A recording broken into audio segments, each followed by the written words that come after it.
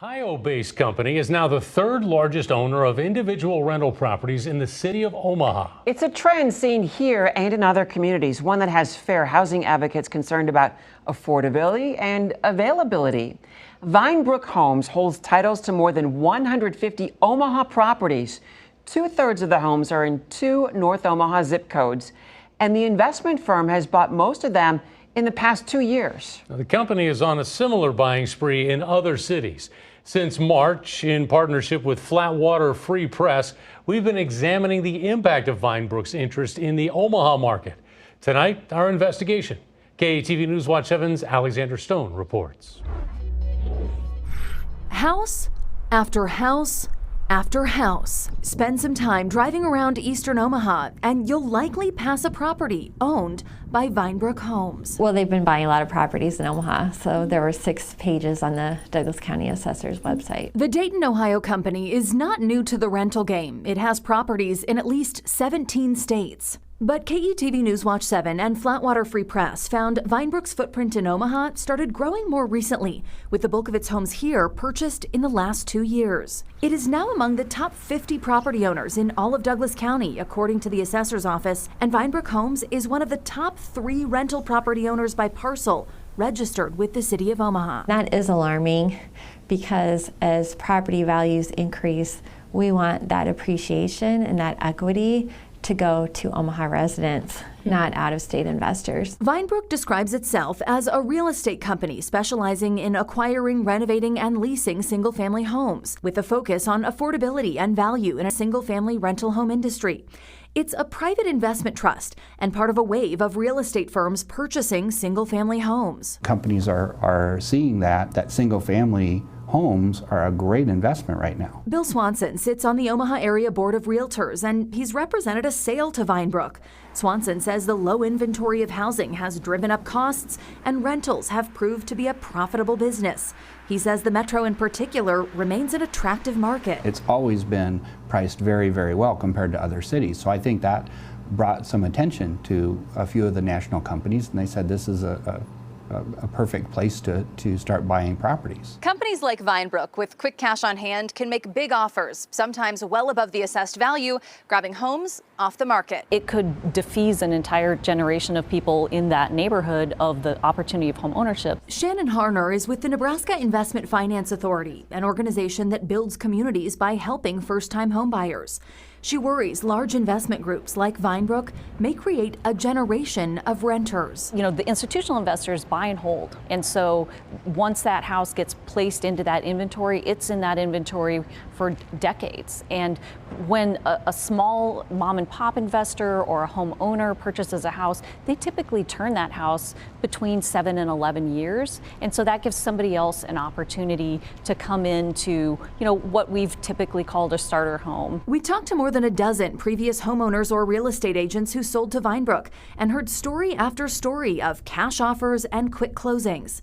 Melisha Potter is a realtor who represented a sale to the company. It was an owner-occupied home, and when the couple passed away, their children ended up selling the home to Vinebrook. Potter recognizes how those investor offers can hurt would-be homebuyers. It kind of takes them out of the boat because it's hard to compete with a cash offer that can close in 2 weeks. So a lot of the first-time home buyers are missing out on that. In a statement, a spokesperson for Vinebrook Homes told us its ownership typically represents a fraction of a percent of the residential housing supply. The company says it's providing an answer to the rising demand for renting homes, and that Vinebrook is part of the solution to meet the demand for affordable housing, not the cause of the shortage of homes available to buy. Shauna and Andre Mackins would like to own rather than rent, but say they struggle to get ahead. It seems like we get one step forward and something happens and we're 10 steps behind again. The Mackins are Vinebrook tenants. They say their out-of-town landlord can be unforgiving. The couple says they've missed the first of the month deadline for rent twice since moving into a Vinebrook home last August. In one case, Andre had COVID-19. And both times, they say they let Vinebrook know their plan to pay. I always communicate. I will send an email saying this will be the day that we're going to pay. You know, we always pay the late fee. The Mackins said in one case they had trouble accessing Vinebrook's online payment system. And they say both times the company threatened to kick them out before the month was up. Even if you told them that you were going to pay on the 21st, they still will send it to courts for evictions, which to me, I think is unfair. It's like you should at least see if the payment comes before you evict us. Not only that, the Mackins say they had to pay $350 on top of a $50 late fee to drop the eviction case. Just to get the court thing lifted. In its statement, the spokesperson for Vinebrook told us the company takes resident concerns seriously, and it is committed to providing a transparent process dictated by the terms of the executed lease agreement. It's home. It's home. Tenant Kerry Blackader says he and his wife have lived in the same rental home for nearly 16 years. Vinebrook purchased it earlier this year. But Blackader says as the property was changing hands, he ended up sending a payment to his former landlord when it should have gone to Vinebrook. In the middle of the month, Blackader received this. When I received their first letter in the mail, which is an eviction notice or a 7-day to quit notice, I was quite shocked. Blackader says he didn't even know Vinebrook was the new owner, and connecting with the company was difficult. We reached out several times, got no callbacks, or I would be in the middle of a conversation with one of their reps explaining what was going on with the house or how come we don't have a lease yet, and the phone call would be dropped, and then nobody would ever call us back. Local housing advocate Erin Feitstinger has been involved in eviction court for a number of years, and she started tracking eviction filings in March 2020 as the COVID-19 pandemic began. Saw Vinebrook Homes popping up when I hadn't seen their names before. Feitstinger says based on that data tracking, she noticed a shift, seeing more out-of-state landlords like Vinebrook as frequent flyers in eviction filings. She says in her experience, it's easier to have those conversations about a plan to pay with local landlords, and they'll work to help connect tenants with financial assistance. That is not the case with out-of-state landlords who have no real investment in our community, whether that be, obviously they have an incredible financial investment in the community, but no real ties to this community. The Blackaders eventually did sign a lease and got the payments sorted out, but they say their rent went from $875 to $1,000 a month with Vinebrook as landlord. That matches a pattern we found in several homes that were rentals before Vinebrook bought them. Nate Bjorklund sold his rental property to Vinebrook when he and his wife moved out of state. Bjorklund says they rented the home for $695 a month.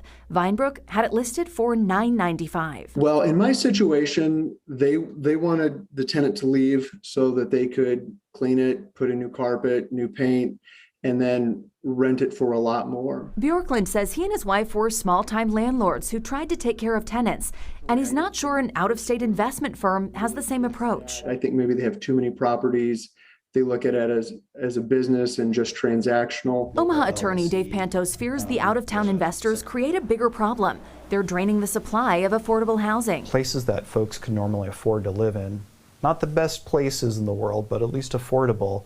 Either the rents were being jacked up or there was some kind of effort to non-renew a lot of those leases because they're being sold to out-of-state purchasers. A closer look at where Vinebrook is buying shows nearly 2/3 of its homes are concentrated in 2 North Omaha zip codes. Pantos says this trend also limits opportunities to clear out older homes and build more dense, new, affordable housing on these lots. I think that's really the future of affordable housing, is taking existing housing stock and making it like a 3 to 4 family, if possible. They are taking away land that might have been developed by local developers for the purposes of affordable housing. Organizations like Habitat for Humanity have long focused on creating opportunities for home ownership. Earlier this month, it unveiled a sweeping plan to build 85 locally owned homes at 52nd and Sorensen Parkway. Habitat hopes those ready to sell will consider the community before accepting an offer. My invitation to people that own their home that want to sell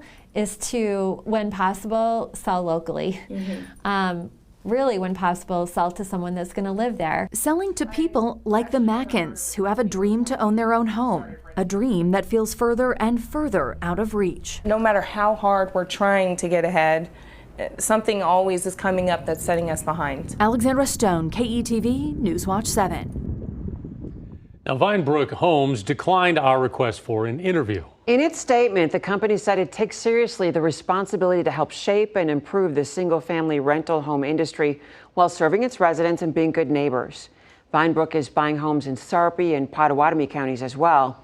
According to SEC filings, in 2020, the company owned almost 9,300 rental properties nationwide.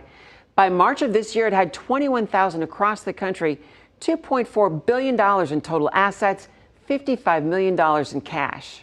All right, again, KETV News Watch 7 partnered with the nonprofit newsroom Flatwater Free Press to produce this report. You can read more about investor-based landlords at flatwaterfreepress.org.